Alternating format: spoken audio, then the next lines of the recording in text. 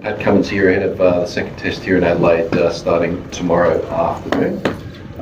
Raise your hand if you've got a question. I doubt very much we're going to get to everyone who has a question, so apologies for that in advance, but we'll do our best. So we'll start off with Mr. Lawler. Got a team for us, Patrick? And if not, what's holding it up? Double barrel.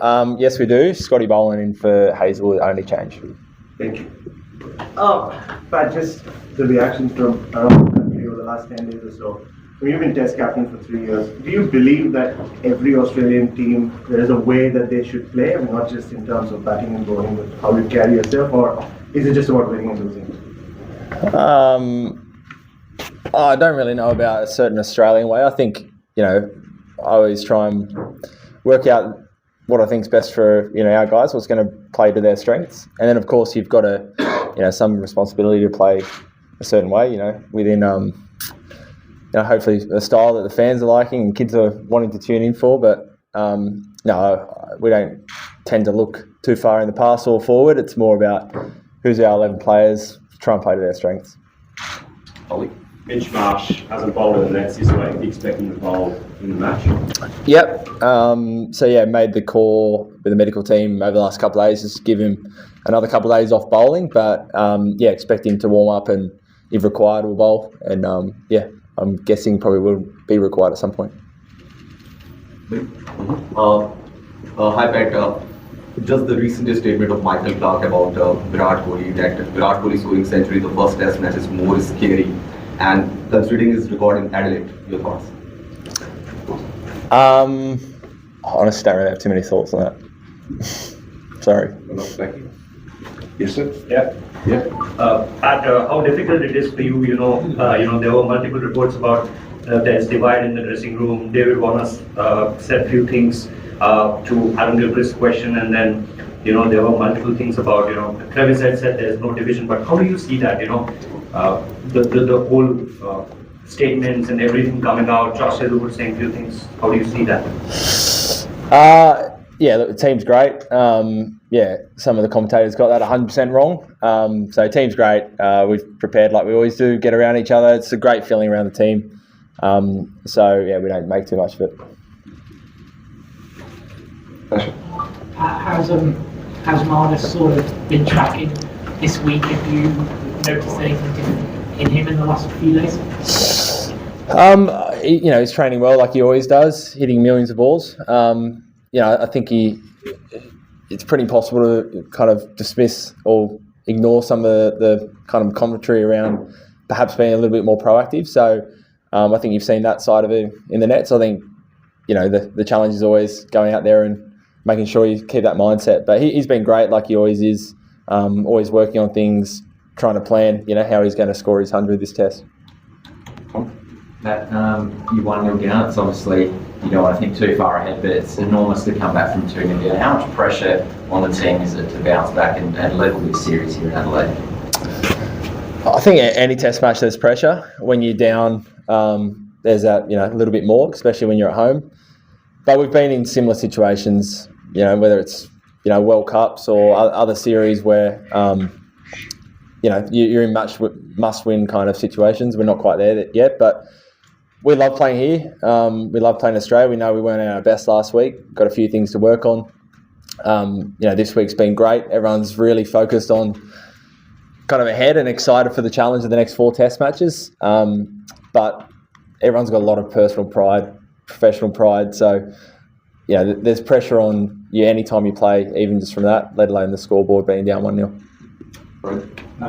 This side has had a lot of success, but it's been a pretty extraordinary reaction to one test. Do you feel like there's almost a little bit of a desire to see this blow up or see this side fail?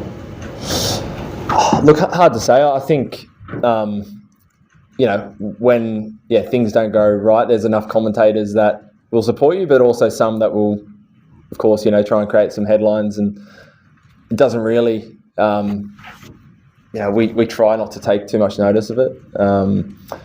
We just go about our things. We concentrate on, as I said, trying to play our own way, trying to give ourselves the best chance of winning games, and try not to get too caught up in anything else.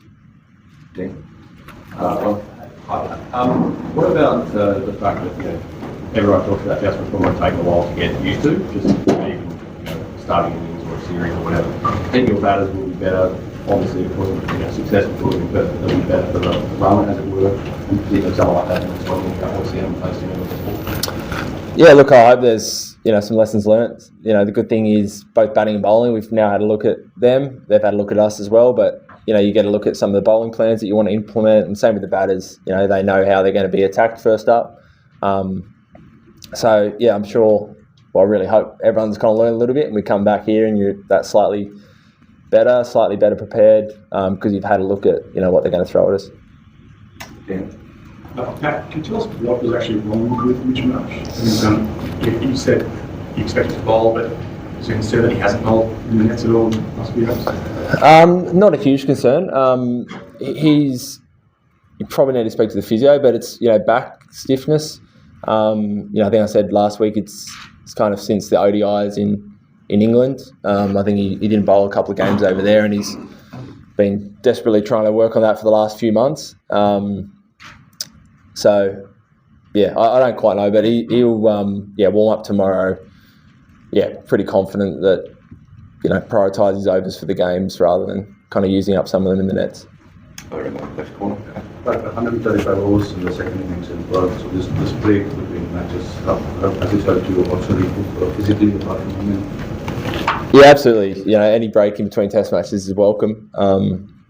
It gives us a chance to, although we went home, you spend a few days in the gym, a few days recovery, and it's very rare after one test match you get that break. So it almost feels like, again, you're starting your second test as though it's the first test of the series. Feel in really good shape. Obviously missing Joshy's, a shame for this one, but he'll be right for the next one, hopefully. But, for Starkey and I, who bowled quite a bit, and Nath, we feel in great shape for this one. Yeah, yes, sir. Pat, KL was here yesterday.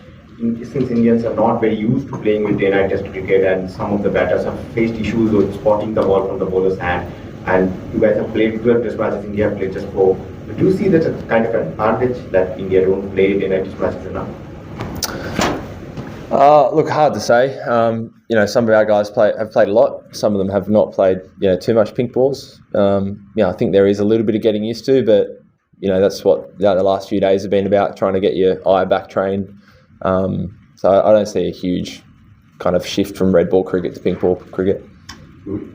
Pat, just your own involvement with the test, just following your kind of self-assessment of it, anything you want to do different Yeah, it wasn't too. It was reasonably happy with how I bowled. Felt like it came out all right. Obviously second innings when you're behind the game, you're chasing a little bit more. So I tried a few more things, and it probably would if the game was a little bit closer. But overall, pretty happy with the rhythm. Always review. There's probably one or two things that I might do slightly differently, but as a whole, pretty happy. Rainbow. Peter Lawson got all of that. What does you expect him to bring, and what is it about the conditions and circumstances that make it? Yeah, I mean, traditionally here, there's normally a little bit of nip, which is obviously suits Scotty quite well. All last summer, kind of was geared up to go, and no one fell over, so it feels like it's been quite a while. Obviously had a good little hit out in Canberra a couple of days ago as well, so his prep's been really good. He's happy with how it's coming out and his rhythm. But as a captain, it's pretty awesome for someone like Scotty to come straight in. He can bowl huge amount of overs if you need. Super consistent. He's performed at this level, so he looks ready to go. A couple more here, folks. Sam. Hey Pat, you been able to get through the overs that you hope to and you hope to out of the field. Will you turn them on as pace bowling again, or is that something that the frontline bowlers try and pick up? Look, potentially. I'd say probably more likely you turn into the fast bowlers a bit more. Obviously in Perth, Joshy was getting a little bit sore as well towards the end, so there's a bit of preservation there. Whereas, this test, everyone's fit and firing. So if that remains the case, as a general rule, you try and rely on your 4 main guys. What's the latest with Hazlewood and his injury? Like, when you guys get the wind of that, and also, is he more realistic sort of Melbourne onwards, or is he a chance of getting back? Pretty confident for Brisbane. He had a good bowl yesterday, only like 3 quarters, maybe a bit more than that, but went beautifully. So got wind of it can't even remember the days, but probably day 3, kind of towards the end there. So he bowled once or twice more on it, but then kind of thought, okay, it's probably enough. And it's probably the right call in hindsight. I think in previous years where he's kept bowling, it's probably turned that 1 week injury into a 3 or 4 or 5 week injury. Whereas this year seems a little bit different, and he's really confident for Gabba. Last one up, thank you. Pat, Australia has got a phenomenal record at Adelaide Oval, and the same was the case in Perth, but they were humble in Perth. India, just before coming to Australia, they were humble in their own backyard. Do you think that in modern cricket, the home advantage is slightly overrated? Look, it's hard to know. For us, we played a lot in India in all formats, and I know India come out here, and even if it's not Test matches, this feels like there's a ODI series or something out here every year. So perhaps they're not as foreign as they used to be conditions. I think modern day players are very adaptable as well. You've got to learn to play all around the world, and you can adapt pretty quickly. So probably can't speak for years and years ago, but it feels like there's certainly home advantages, but maybe not super pronounced. Great. Thanks, everyone. Thank you. Thanks,